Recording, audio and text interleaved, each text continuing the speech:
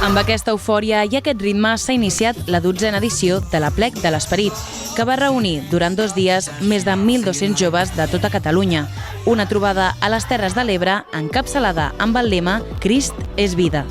Es van instal·lar al seminari de la diòcesi tortosina, per primer cop anfitriona de la trobada, on de ben matí van anar arribant nois i noies procedents de tot el territori.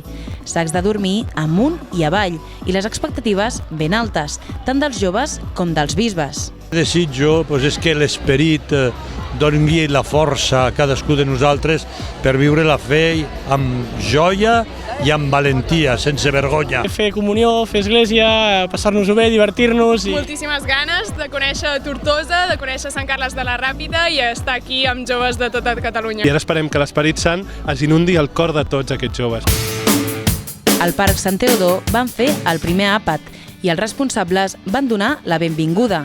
Entre aquests, l'alcaldessa Meritxell Roger, agraïda per l'acollida, i el bisbe anfitrió, Enric Benavent, que va remarcar la importància d'aquesta trobada tant pels joves, que veuen que no estan sols, com per Tortosa.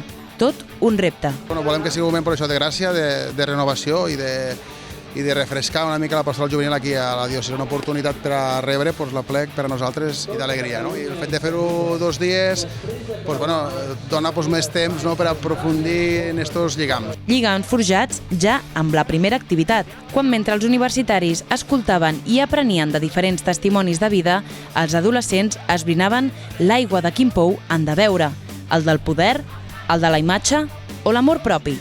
A partir de jocs i d'un testimoni de vida concret sobre cada un dels pous, l'objectiu era descobrir què és l'aigua de Crist, la que dona vida, tal com va culminar la representació de Lighthouse Everything.